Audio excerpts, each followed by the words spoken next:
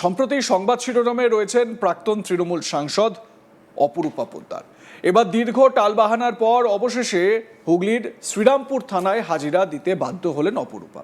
প্রসঙ্গত, গত কয়েকদিন আগে রিষড়ার কাউন্সিলর সাকির আলীকে এনআইএ গ্রেপ্তার করে নিয়ে যাওয়ার সময় পুলিশের কাজে বাধা দেওয়ার অভিযোগ ওঠে সাকির আলীর স্ত্রী অপরূপা পোদ্দারের বিরুদ্ধে। ঘটনায় তার বিরুদ্ধে শতপ্রণোদিত মামলা রুজু করে পুলিশ। শ্রীরামপুর থানার তরফে সেই মর্মে হাজিরা দেওয়ার জন্য তার বাড়িতে নোটিশও পাঠানো হয়েছিল। বুধবার বেলা 12টার মধ্যে হাজিরা দেওয়ার নির্দেশ দেওয়া হয়েছিল তাকে, কিন্তু বুধবার গোটা দিন চলে গেলেও থানায় হাজিরা দেননি অপরূপা।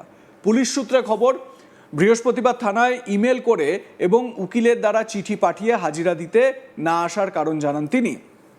এরপর বৃহস্পতিবার সন্ধ্যাতেই চন্দননগরের পুলিশ কমিশনার সুনীল কুমার যাদব জানান, প্রাক্তন সাংসদের বিরুদ্ধে পুলিশের কাজে বাধা দেওয়ার অভিযোগ জানিয়ে নোটিশ দেওয়া হয়েছিল, কিন্তু বুধবার তিনি আসেননি। এরপর তার বিরুদ্ধে বেশ কিছু জামিন অযোগ্য ধারায় মামলা রুজু করা হয়েছে, তাকে আবার নোটিশ পাঠানো হয়েছে।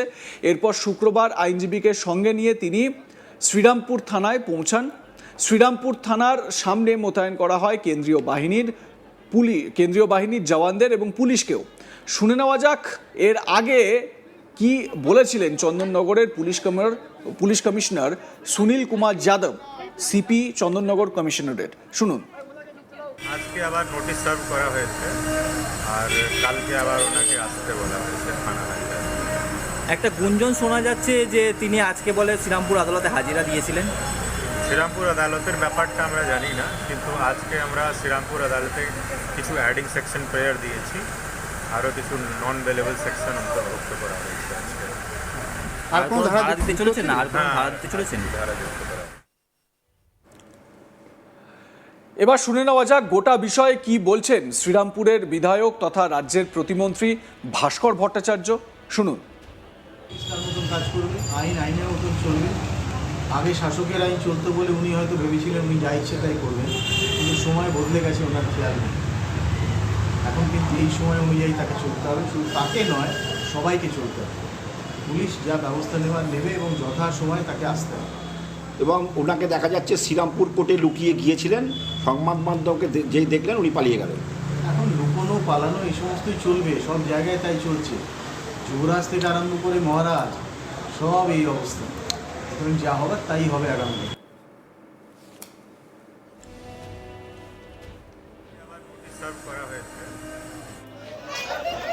এবারে আপনাদের সেদিনের ছবি একটু দেখাই, যে কারণে অপরূপাকে নোটিশ পাঠানো হয়েছে।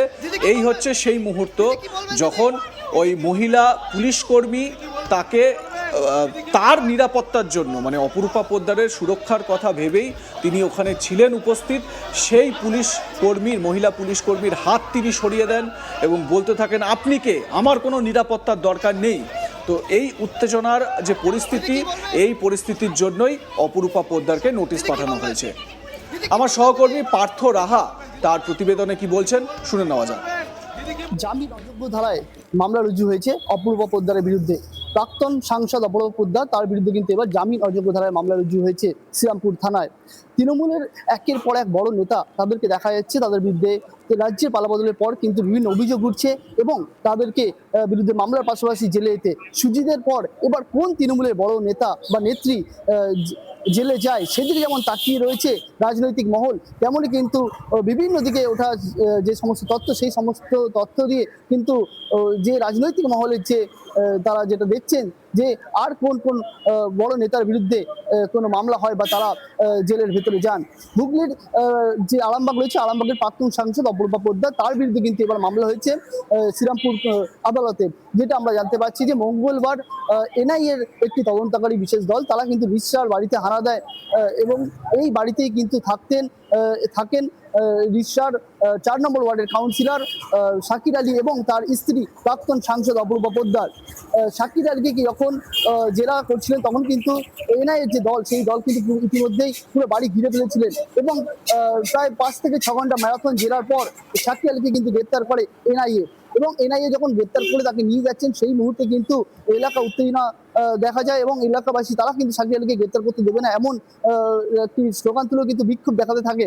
এরপরে কিন্তু অপরূপা পোদ্দার তিনি কিন্তু বাড়ির বাইরে বেরিয়ে আসেন এবং তাকেও কিন্তু মেজাজ হারাতে দেখা গিয়েছিল এবং যেটা দেখা গিয়েছিল যে অপূর্বা পোদ্দার তিনি কিন্তু পুলিশের সাথে দুর্ব্যবহার করেছেন এমনটা অভিযোগ উঠছে। এরপরে কিন্তু পুলিশের কাজে বাধা দেওয়ার অভিযোগে তার বিরুদ্ধে মামলা হয় এবং বৃহস্পতিবার তাকে আবারও একটি যে বেশ কিছু ধারা তার মধ্যে যোগ হয়, তার মধ্যে কিন্তু জামিনযোগ্য ধারাও যোগ হয়েছে।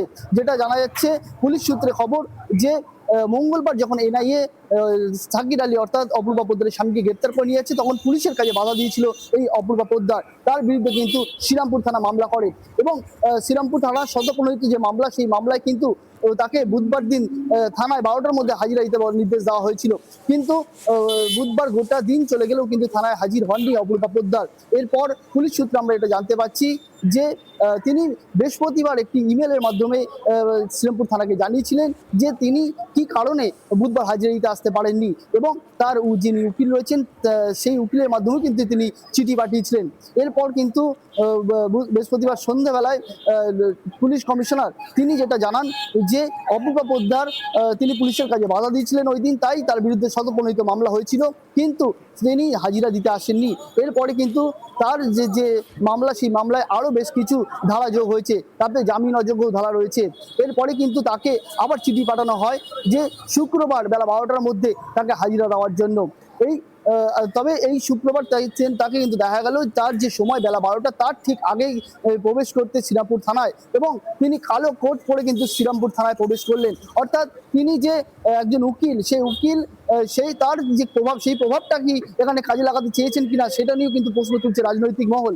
তবে তিনি একাই নন, তার সাথে কিন্তু এসে উপস্থিত হয়েছে তার উকিলও। শ্রীরামপুর থানার ভেতরে কিন্তু তারা ঢুকেছেন এবং তাদের সঙ্গে রয়েছে, তাদের জিজ্ঞাসাবাদ করছেন চন্দ্রনগর পুলিশ কমিশনারেটের উচ্চপদস্থ আধিকারিকরা। তবে এই যে অপূর্বা পোদ্দার তিনি থানায় এলেন, হাজিরা দিলেন, এরপর তার বিরুদ্ধে কি কি ব্যবস্থা নিতে পারে পুলিশ সেদিকে কিন্তু তাকিয়ে রয়েছে রাজনৈতিক মহল। 23 সালে একটি রামনবমী মিছিল, সেই রামনবমী মিছিলে দুই গোষ্ঠীর মধ্যে কিন্তু ব্যাপক মারামারি হয়। সেখানে কিন্তু পুলিশকে লক্ষ্য করে কিন্তু ইট ছোড়া এবং পুলিশের গাড়ি ভাঙচুরের অভিযোগ ওঠে। এরপরে কিন্তু গোটা ঘটনা তদন্ত যায় এনআইএ এর ওপরে এবং এনআইএ তারা কিন্তু মঙ্গলবার আচমকাই হানা দেয় রিকশায় শাকির আলীর বাড়িতে। সেই মুহূর্তে কিন্তু শাকির আলী এবং অপূর্বা পোদ্দার দুজনেই বাড়ির ভেতরে ছিলেন। শাকির আলীকে দীর্ঘ ম্যারাথন জেলার পর তাকে কিন্তু গ্রেপ্তার করে নিয়ে চলে যায় কলকাতায়। এনআইএ যখন তাকে গ্রেপ্তার করে নিয়েছিল সেই মুহূর্তেই কিন্তু উত্তাল হয়ে ওঠে রিকশা এবং এই অপূর্বা পোদ্দারের বিরুদ্ধেও অভিযোগ উঠেছিল তিনি পুলিশের কাজে বাধা দিয়েছেন। সেই মর্মে কিন্তু তাকে শ্রীরামপুর থানায় ডেকে পাঠানো হয়েছে এবং আগামী এই যে অপূর্বা পোদ্দার তার বিরুদ্ধে কি ব্যবস্থা নেয় সেদিকে কিন্তু তাকিয়ে রয়েছে সকলে। আপনাদের মতামতের বিষয়ে জানাতে ভুলবেন না। দেখতে থাকুন আজ তাক বাংলা, সাবস্ক্রাইব করুন আমাদের ইউটিউব চ্যানেলটি।